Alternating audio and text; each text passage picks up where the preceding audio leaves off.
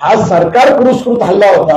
याच्यासाठी मी पहिल्यांदा सांगतो की देवेंद्र फडणवीस हे मुख्यमंत्री आहेत, गृहमंत्री आहेत, कायदा आणि न्याय हे त्यांच्याकडेच खात आहे।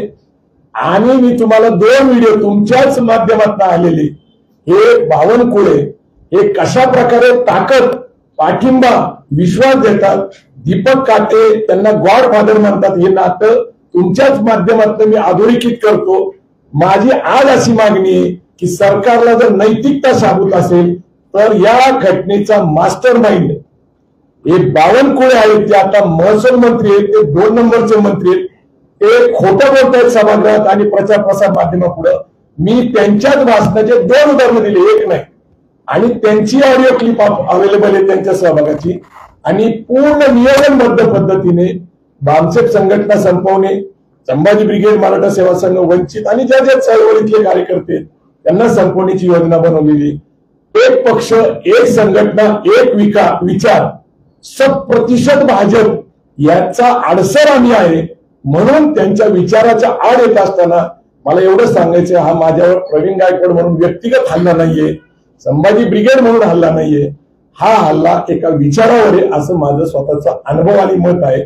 आणि खुनी हल्ला होता, मला मारण्याचा प्रयत्न झाला होता हे निश्चित आहे, परंतु गुन्हेगारांना शिक्षा करतील, मोका लावतील असं मला वाटत नाही।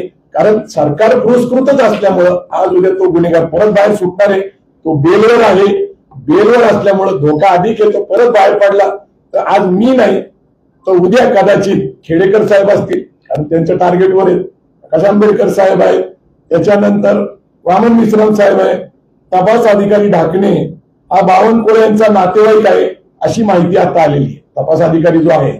तर हे सगळं प्री प्लॅन्ड आहे। म्हणजे जो दीपक काटे यांना जे आता जामीन मिळाली, तो आयोग जो आहे त्याच्याबद्दल मी बोलतोय, योजनाबद्ध पद्धतीने गुन्हेगारांना जेलमधनं बेलवर सोडायचं आणि सामाजिक कार्यकर्त्याची हत्या करायची, याच्यावर आता सगळ्या समाजाने, सगळ्या लोकांनी विचार करायचे। आज माझ्यावर भेटलं, उद्या कुठल्याही कार्यकर्त्यावर बेतल, जो राज्यघटनेची भाषा करेल, जो फुले शाह आंबेडकरांची भाषा करेल।